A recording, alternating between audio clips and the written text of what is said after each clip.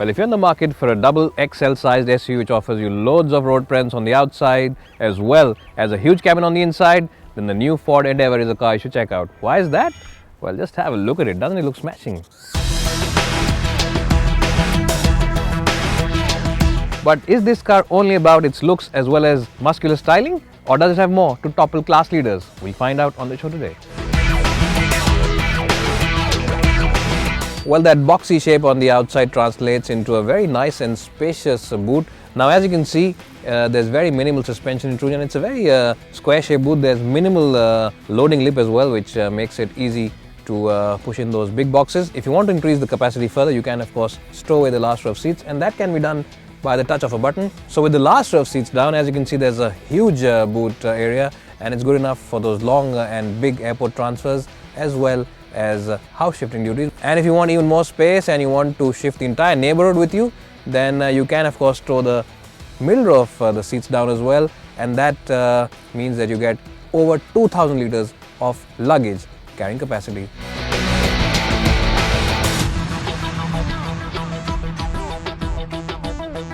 Well, so here I'm in the last row of the Endeavour's cabin, and as you can see, headroom is just about adequate for someone who is my height, which for reference is 5'10", and I have pushed the second row of seats all the way forward, and as you can see, I have a decent knee room, which is a bit of a surprise considering that most other cars in this category don't offer any knee room for the third occupant, so that's a good thing on the Endeavour. Also, you get your own cup holders over here, which means that if you have kids in the car, they have places to keep their odds and ends in. And with this kind of space for both knee room as well as headroom, I have to say that the Endeavour is one of the few SUVs, not only at this price point, but at many prices higher than this segment, which offer you very good space for taller adults like me for those long highway trips. Well, so here I'm in the back seat of the new Ford Endeavour, and as you can see, headroom is more than adequate. Knee room is very good as well, and the best part about these seats is the fact that you can slide them forward as well as back, and you can also adjust the backrest angle by clicking it over here. So in that sense, it's a pretty good second row seat inside the Endeavour. Also, it's generally a wide car at the back, so that means that you can sit three in comfort over here. There's a little bit of a hump in the floor panel, but it should not be too much of an issue because, as I just mentioned, it is a very wide car at the back. Well, the other plus point of the second row is the fact that the glass area is pretty big, and that gives you a sense of space inside the cabin, and also you get your own AC vents over here, which adds to the sense of luxury. So overall, a very good place for someone who really does prefer to be chauffeur driven rather than drive the car himself. Well, so here I am inside the cabin of the new Ford Endeavour, and as you can see, it's a nice place to be in. Well, among the other things, you get Ford's terrain management system, you also get cruise control, dual zone climate control, as well as HID headlamps, which also get a jet wash function. And remember, because this is the top of the line version, you also get a panoramic sunroof over here. But to be honest, I've not even listed half the features on this car. This car really does come with all the bells and whistles that you can think about for comfort as well as safety. And to know more about them, you can head to our website by clicking on this link below and figure them out for yourself.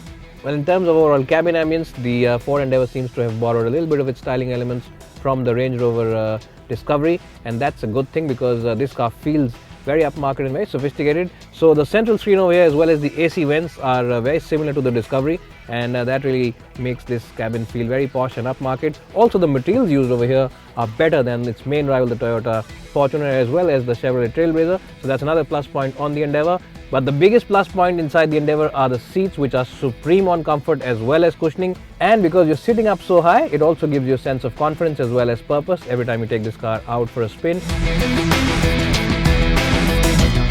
Well, so here I am driving the new Ford Endeavour, and remember, this car comes with two engine options. There's a 2.2 litre diesel as well as a 3.2 litre diesel that we are driving today. Now, the 2.2 litre engine develops about 158 bhp of power, and the one we are driving today develops about 197 bhp, which are very good figures, and all that power is transferred to the wheels via a 6-speed automatic gearbox in the 3.2 litre version. There's no manual on sale at the moment, but the 2.2 litre engine comes with a choice of a manual as well as an automatic gearbox. And what that 6-speed gearbox does is that it makes the engine very flexible in its nature. So if you are doing speeds in excess of 100 kph on the highway, the engine is spinning at a relatively low 2000 rpm, and what that means is that the cabin feels relatively quiet and a calm place to be in for those long highway trips. Talking about the gearbox, I'll have to say it's a little slow sometimes and can be a little hesitant to respond to throttle inputs, especially when you want brisk acceleration. But I am only nitpicking over here. It's not a bad gearbox, it's a good gearbox. It does the job with good efficiency. But yes, sometimes when you are using it in the manual mode, or when you are of course wanting that quick acceleration maneuver, it can be slightly hesitant, not overtly hesitant, but slightly hesitant, and that's something that maybe Ford can work on. But again, only nitpicking. Well, because this is a common rail motor, there is a little bit of laziness below 2000 RPM, which is pretty typical of most diesels which are of this size. But that said, once you go past that 2000 RPM mark, it's a very flexible motor, it's a very responsive motor, and you have to be very careful because this engine really does love to rev to its red line. And before you know it, you can be doing illegal speeds on the highways, so you have to really feather the throttle at times because this car really does mask the speeds very well, and that's a good thing for such a big SUV. Well, the other good point about the Endeavour is the fact that you sit up so high inside it, and you will get a feeling that you are driving it from the first floor of your apartment building, and that really goes to show you what a tall car it is, not only on the outside but on the inside as well. And in fact, when you are sitting inside these seats, you get a lot of confidence, and you really do look down on other cars. In fact, you will look down on some compact SUVs as well because they're not as tall as this one. So that really adds to a sense of confidence as well as a sense of purpose when you're inside this car, and it also makes you feel very muscular and brawny when you are driving the Endeavour. Well, the other good point about the Endeavour is its ride quality, and those chunky tires on the outside mean that this car really does annihilate all the potholes without any fuss at all. And even on the longer stretches of the highway, this car feels very stable and very reassuring. It's only the very deep crevices which make their presence felt inside this cabin. Small potholes as well as those rumble strips on the road really have absolutely no effect inside the cabin when you are driving the Endeavour. Well, the other good point about this car is the fact that the steering wheel is pretty responsive. Now, SUVs aren't known for very feel-some steering wheels, but that said, there is a good amount of engagement from the steering wheel, and you get a lot of communication as well, which is a very good thing considering the size and weight of this car. So even though it might not be an out-and-out driver's car, no SUV really is, it is a car which offers you very good feedback from the steering wheel and also decent dynamics from the chassis. Well, most SUV owners who buy these big and bulky SUVs don't really buy them for their off-road prowess, but buy them for their image as well as luxury and the space that they offer. And it'll be no different with the owners of the new Endeavour. But that said, this car does come with Ford's terrain management system. So how to use that system? Well, all you need to do is just rotate this circular knob over here, depending on what kind of terrain you are driving on, and the electrics as well as the differentials on the front and the rear will take care of the power to the four wheels and really get you out of any muddy situation. Well, overall engine refinement is pretty good, and especially if you are someone who sits in the second row as well as the third row, then the diesel clatter won't really be getting to you, and that's a good thing if you prefer to be driven by your driver on those long highway trips and don't drive yourself. So overall, it's a pretty good car for long highway trips because it is a pretty decent place to sit, and noise, vibration as well as harshness levels are well under control.